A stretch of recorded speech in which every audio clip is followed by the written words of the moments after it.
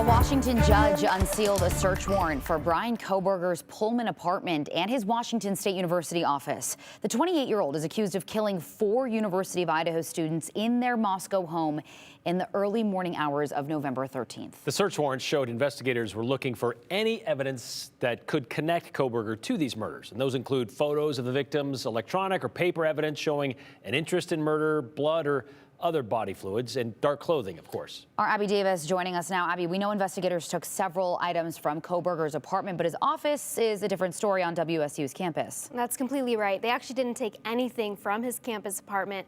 They did, however, take more than 10 items from his personal apartment. So no items from his campus office and items from his apartment. I talked with a DNA expert about those items and how they might impact the investigation. Count 2 alleges that you committed the felony offense of murder in the first degree. In some criminal cases, DNA plays a big role, something DNA expert and BSU professor Greg Kampekin knows firsthand. DNA is really good at telling us who may have been the original contributor of a piece of evidence. In some cases, helping prove or disprove someone's possible connection to a crime. Like 28-year-old Bryan Kohberger, who's charged with killing University of Idaho students Ethan Chapin, Xana Kernodle, Madison Mogan, and Kaylee Gonzalez. Bryan, did you do it? Bryan, did you do it?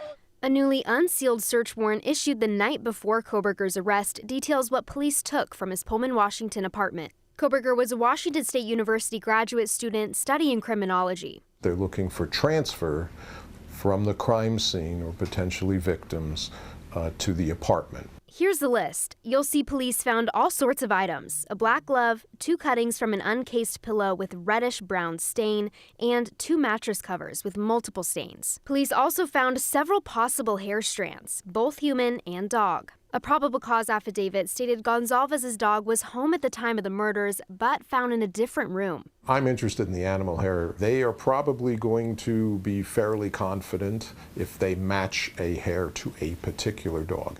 Kampekin says both sides may use this evidence to build their case either for or against Kohberger. If the police are testing a lot of evidence that they consider important, and at this point they have a suspect, they're interested in finding more evidence that validates their arrest.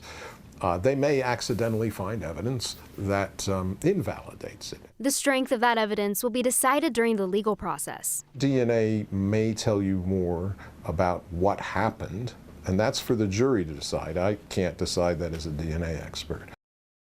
I misspoke earlier. Police didn't take anything from his campus office. They did take items, however, from his apartment. Now, in the documents, the judge said there wasn't any need to keep these search warrants under wraps since Latah County unsealed the probable cause affidavit earlier this month.